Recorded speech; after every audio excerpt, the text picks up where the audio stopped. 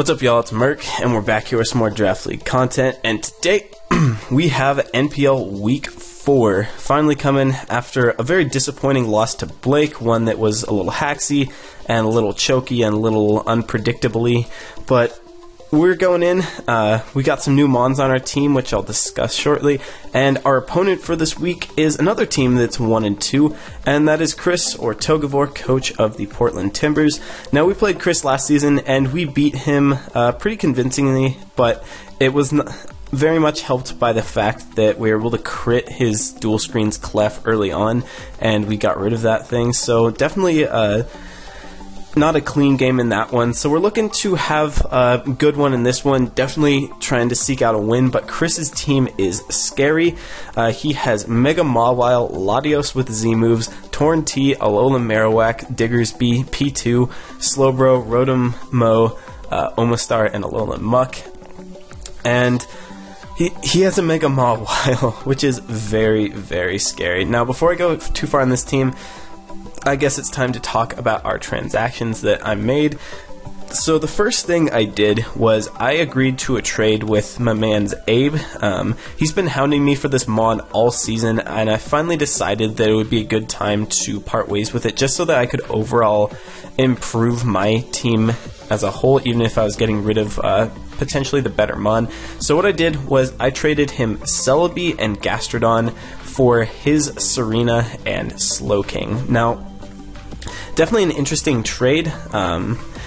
Losing Celebi was the best mon in the deal, and Gastrodon or Serena is probably the least good mon in the deal. But this is overall it was a better move for my team because it helps my speed tiers out a little bit. Serena gives me a base 72 speed, which is a nice middling speed tier since it does have a lot of offensive capability. It gives me a rapid spinner so that all the pressure isn't on Kabutops and Zapdos and Gligar.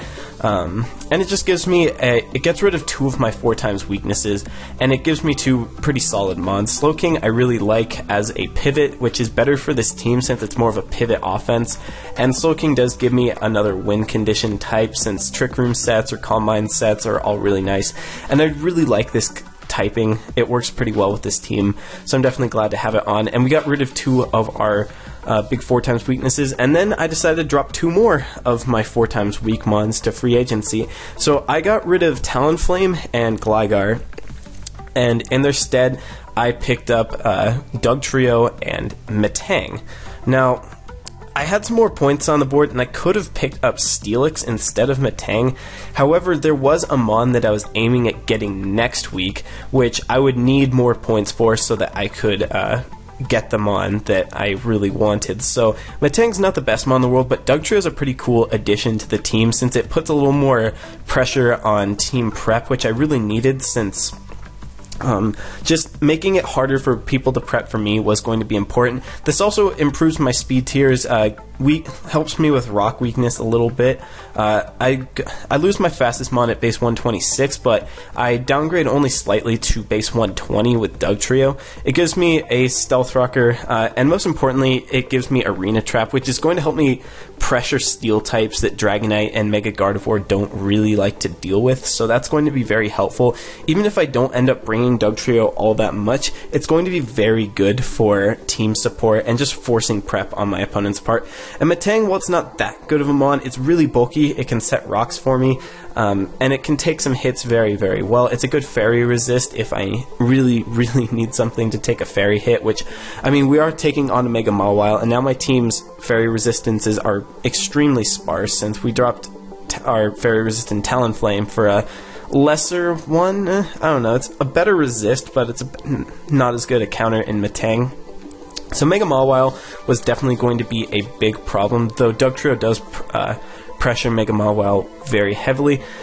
So yeah, that's the transactions we made. We got rid of 4 of our 4x weak mons and picked up 4 mons that have more unique speed tiers and can provide some more roles for this team. So with that all being said, let's talk about the matchup a little bit. So Mega Mawile is by far the biggest threat to my team. I do not have anything that comes into Mega Mawile very easily, so I had to prep very offensively, and thanks to some of my new transactions, I knew I could play more offensively, since this team now is a little more pivot style based, whereas mons like Gastrodon, especially Gastrodon, was a real momentum kill, which I definitely appreciate the momentum on this team. So that was a big thing. Regenerator is a very nice thing to have, especially for that, so I can better pivot into my offensive threats.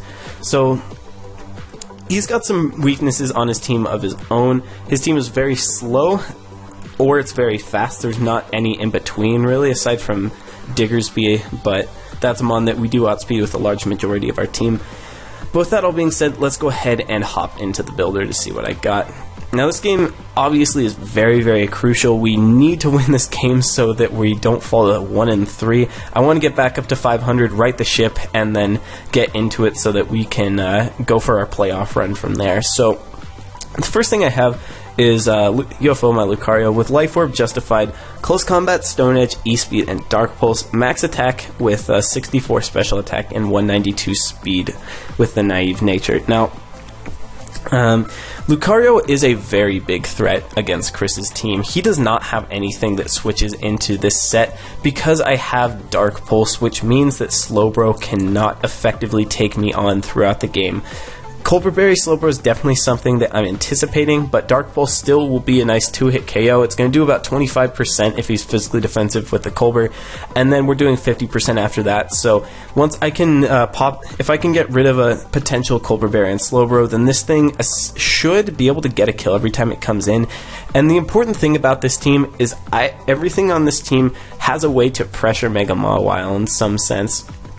So, just Lucario's really nice because Close Combat hits Mawile hard. It does 60 to 70% if he's max HP, which I most certainly expect some sort of Trick Room offensive set. So being able to hit that thing hard, I resist Sucker Punch, which is very nice, so I can take a +2 Sucker and then hit it with a Close Combat and get some really big damage off so I can revenge it with some other mons on my team. And overall, this thing's a nice way to do some wall breaking, potentially cleaning with E-Speed. Latios and Torn are big threats to this. I have Stone Edge, so I can hit the Torn for a lot. Stone Edge into E-Speed knocks it out easily, and I believe Stone Edge after Rocks just kills it, which is cool. And if I can weaken his team down, then Extreme Speed's really nice. And Stone Edge is also a nice way to hit Marowak if he's like a specially defensive set for Zapdos, which is definitely a possibility, and also for Mega Guard. Also, you can see that I'm not bringing Mega Gardevoir this week. My reasoning for that is that I didn't felt like it fit on this team, and he had a lot that really, really pressures it. And he has a really good switch into it in Porygon 2, and I'm very confident that he'll be packing stuff like Iron Tail or Return and Toxic, which can essentially beat any kind of Mega Guard set, so I really didn't think it was that amazing. And he also has Alola Marowak and Mega Mawile, which can take advantage of it because I can't one-shot either of them, and then they can just kind of pick up a kill because I don't have much that switches into either of them. So yeah, that's Lucario and a side tangent about Guard. And next up, we're going to show off our win condition, which is Hot Gay Lizard Dad, my Dragonite, finally bringing a Dragon Dance set on it after 3 weeks. I'm rocking Dragonium Z with multi-skill, of course, Roost, Dragon Dance, Dragon Claw, and EQ, 64 HP, 204 attack, and 240 speed Jolly. The attack investment is so that I can knock out Mawile after a few DDs. The speed is there to outrun max speed Diggersby. I did kind of think that he might want to run a Jolly Diggersby, knowing that I really like running Adamant Lucario, and that he might want to catch that. So I did want to run like an Adamant Dragonite so that I could be a little bulkier and a little more powerful, but overall I felt Jolly was going to be safer in this matchup. And after a few DDs, Dragonite hits his team very hard. I'm running Roost this week because in tandem with some other members of my team, I should be able to set up against mons like P2 and Slowbro and potentially beat them 1v1 because I have Roost and I am packing Toxic Spikes on my Drapion. So that is kind of the overall game plan. So I might as well talk about Drapion now before I go into Slowking. So Drapion is here. We have Shukaberry with Battle Armor, with T-Spikes, Knockoff, P-Jab, and EQ, 16 HP, Max Attack, Adamant Nature, 4 defense, and 236 speed. Now we're kind of ignoring the fact that Rotom Mo is here. If he brings Rotom, I expect more of a Choice Scarf set, so it's not really worth outspeeding. And if he does bring a fast like Will-O-Wisp set, then he should be afraid of us anyways because we naturally outspeed and can poison jab him. Now this set's very important. It's another thing that outspeeds Mawile, can resist a Sucker Punch and do a lot of damage back to it. Earthquake is nice to hit that. Knockoff is good to do a lot to Diggersby. I 2-hit KO Diggersby with an Adamant Nature, and I take an Earthquake into another hit from it if he's scarfed or whatnot, which is really good. And being able to get rid of Diggersby's items, Scarf is scary. If he's banned, then I can take the hit with Shuka and then knock him out afterwards. So being able to offensively check that Diggersby is going to be very nice. I did consider stuff like Air Balloon on my Lucario, but in the end I thought that Life Orb was going to be more useful so I could pick up the 2-hit KOs on stuff like a Slowbro. And Toxic Spike is probably the most important part of this set, because if I can get T-Spikes up, if he brings a bulkier team with the P2 and the Slowbro and even the Alola Marowak, then poisoning those things so that my Dragonite can potentially 1v1 them is really important, because if I can poison those things, then Dragonite can DD and then start Roost spamming against them if they're spamming Ice Beam against me. And that will allow me to whittle them into range to where I can knock them out with a Devastating Drake or a Dragon Claw or an Earthquake or whatnot. So these two are really, really important. T-Spikes overall is a big part of this team. I don't really expect him to run Defog on his Latios because it just wouldn't make a ton of sense. My hazard stack options are pretty weak. I don't have spikes on this team, so I don't think that he'll do it.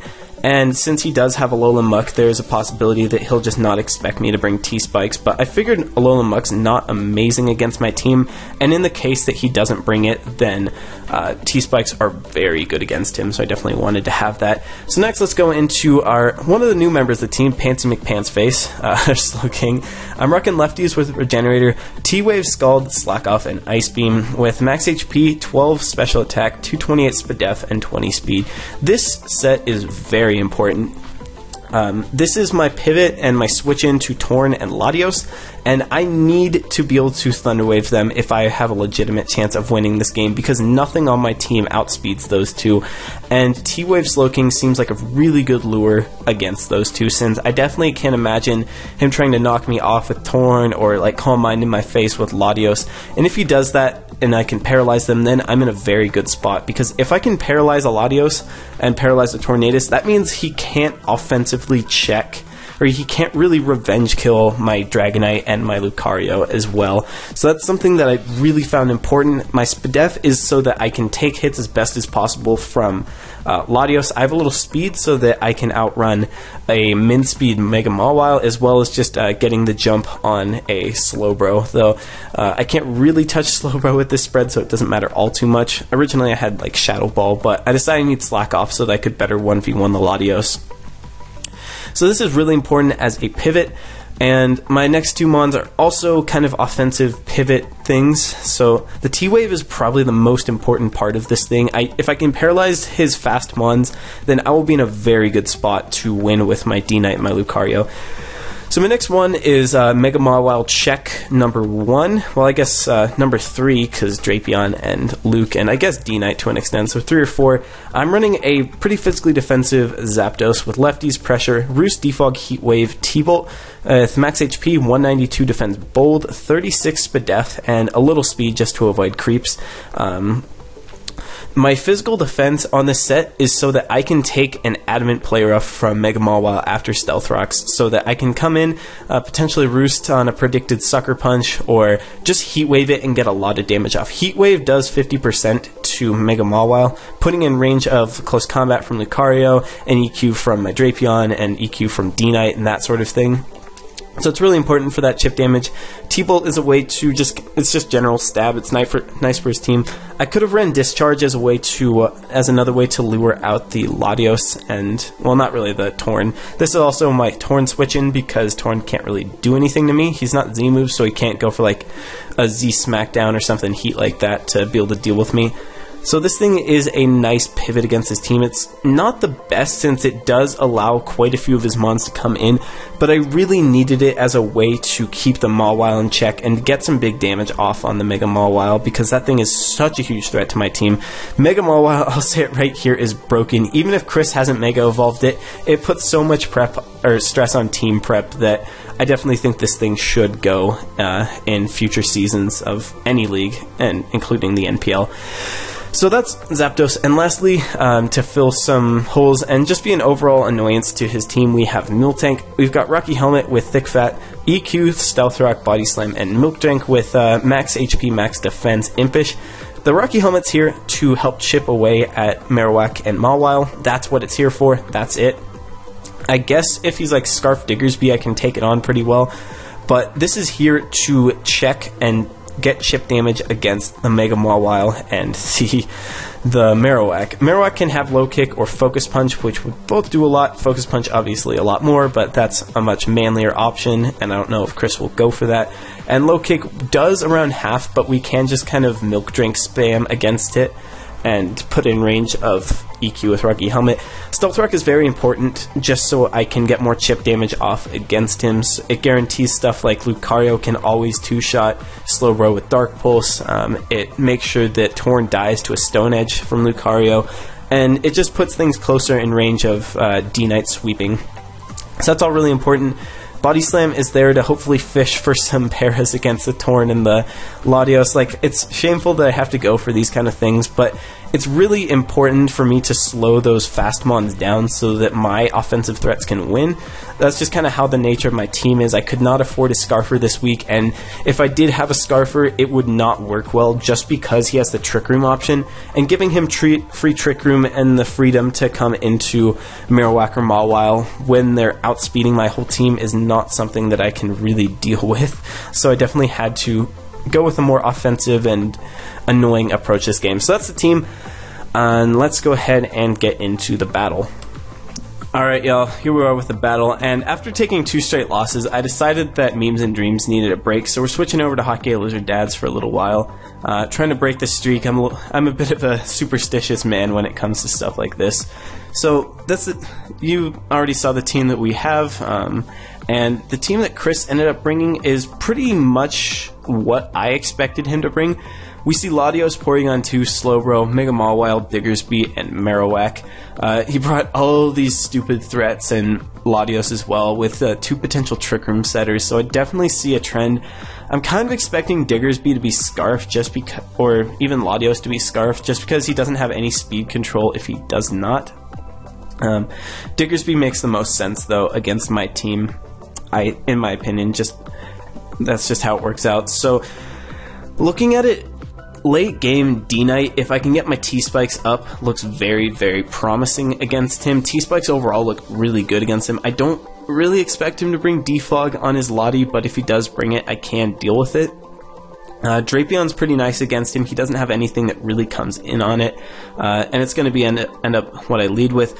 Miltank, looks like it should be able to do its job. He only has one thing that can kill it that's not the things that I'm trying to wall, which is Latios, and I have my Slow King for that.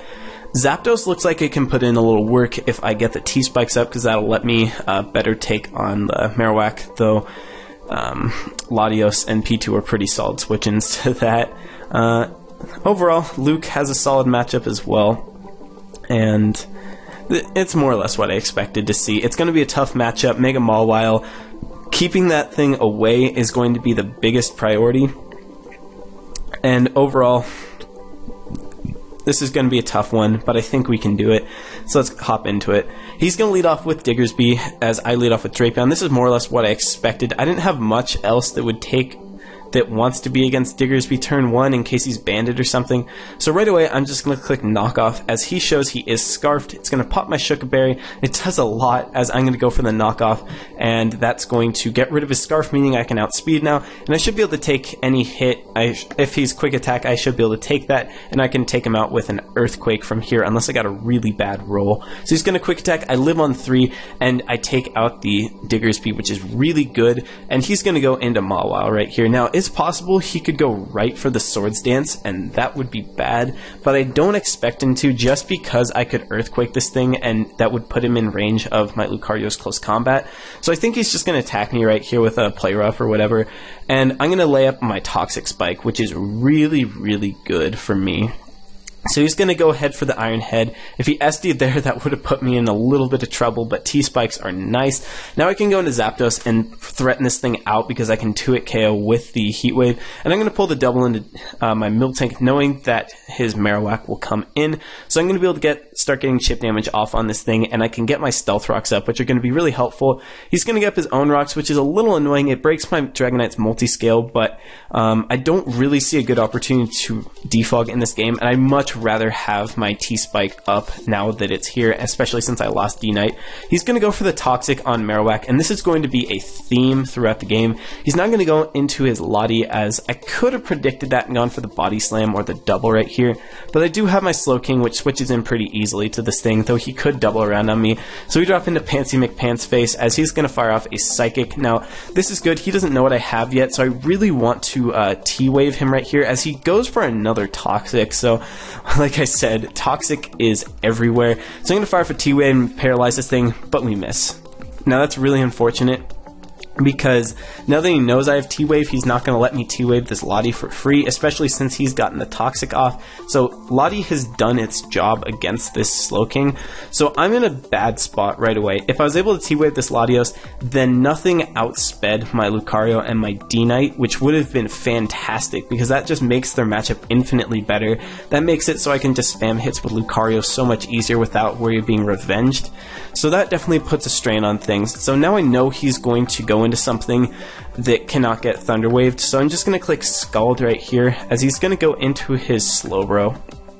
And I'm going to fire for Scald. It doesn't do very much. We see that he's max HP with no special defense, and we don't see an item, so I'm just assuming that he's Colbur, though it was not out of the realm of possibility that he was Life Orb offensive with Trick Room. So I'm going to go into Zapdos, because I can take a hit and threaten him, as he does go for the Trick Room, so this is very scary.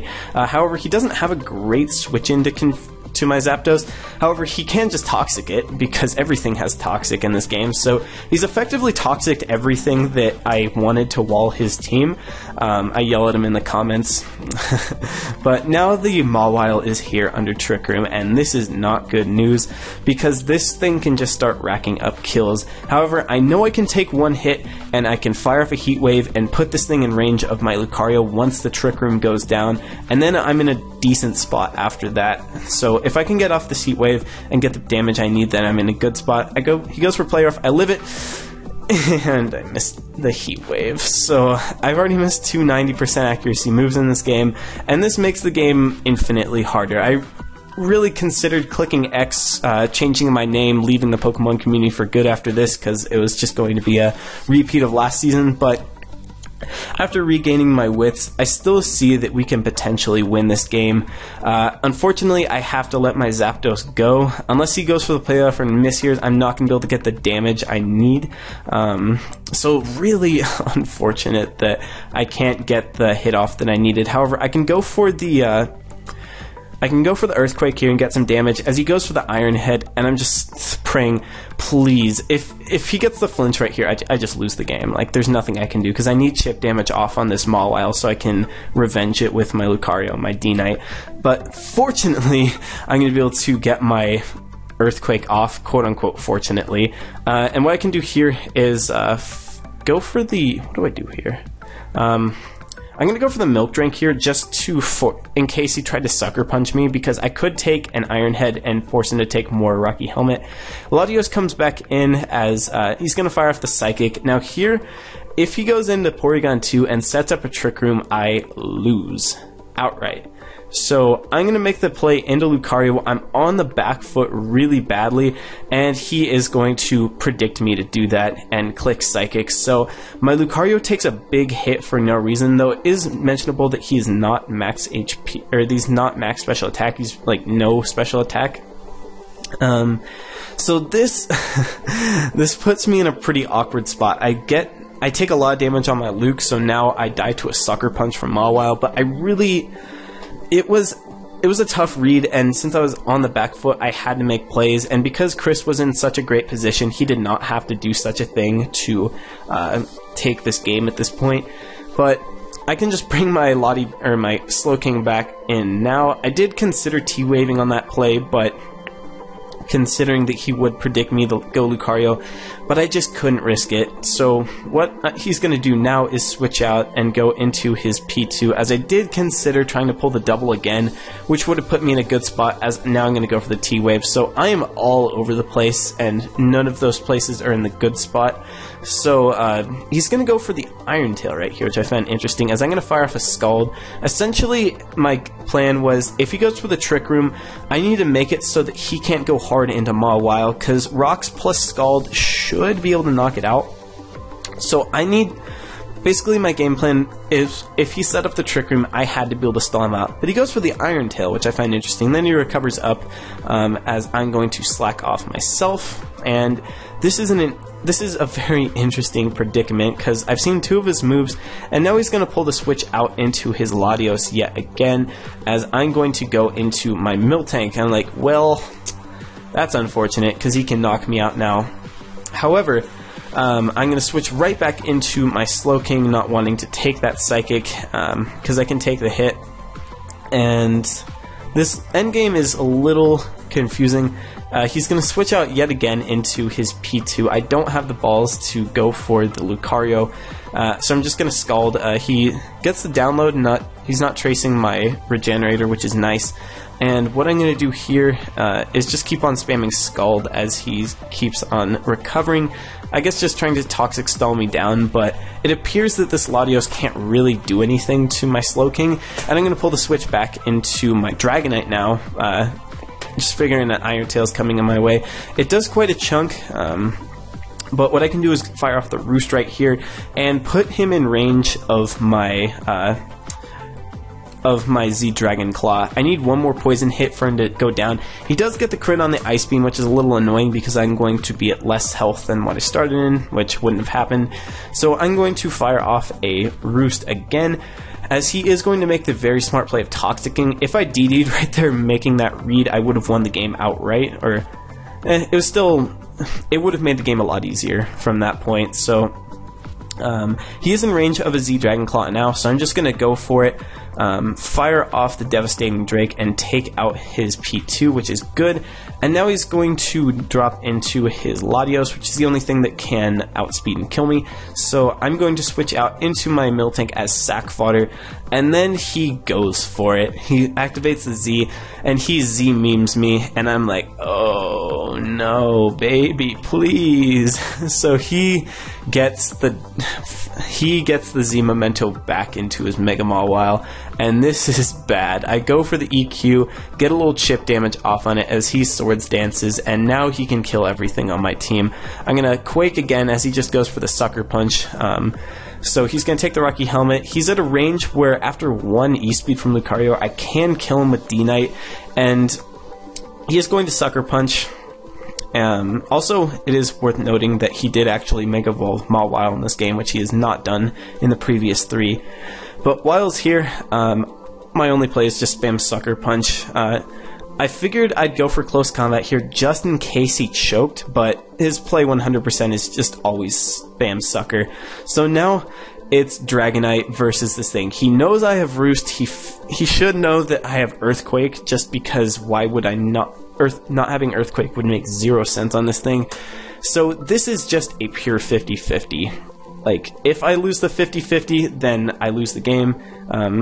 So if I go for Earthquake as he Sucker Punches, I lose. If I Earthquake as he goes for the Play Rough or the Iron Head, I win. If he Play Roughs on my Roost, I lose. And If he sucker punches on my roost, then we are back at another 50-50. So we're just at the 50-50. I'm going to click Earthquake, and it's all just in the hands of what Kris is going to do. So I'm going to fire off Earthquake as he goes for the play rough, and I knock him out with the EQ. And that means that we are going to win this game. I super slowed it down. So somehow I'm able to pull this one out. This was a really wild game. This was a stressful game. This one almost put me on suicide watch, which is a little too early. I lasted until about week 7 last season. Being at it on week 4 would have been pretty bad. So for once, we're actually able to overcome the hacks against us and take this game. And we are now 2-2 with a +1 differential. Actually, are we +1? Yeah, we're +1. We actually have a positive differential again. Hooray. We break the 1-0 streak, finally get a game that's not a 1-0, and somehow I'm able to pull this thing back. I'm without words of this game. This was unbelievably ridiculous because I thought I just lost the game after I missed a T-wave and missed a heat wave. If I was able to T-wave that Latios, I would have been in a much better position just because he didn't have anything that would be able to outspeed my 2 biggest offensive threats to his team. So it would have been a much different game. In the end, we win a 50-50 to take it, to overcome some hacks. This was definitely a wild one. Good game to Kris. Unfortunately, he's dropped down to 1-3, but I think it would have been a different game. I really wish there wasn't hacks, obviously, because it could have meant more differential, but I just want to see clean games in the NPL, which have not been happening all that often, unfortunately. I've had hacks involve differential in 3 games now, but that was the game. That was a crazy one, and the important thing is we got to win. We're back at 500, and next week we are going to be taking on a huge challenge in Maddie. He's got a meme team, but he's not a meme player, so it's going to be a tough one. Hope y'all enjoyed, and I'll see you in the next one. Bye.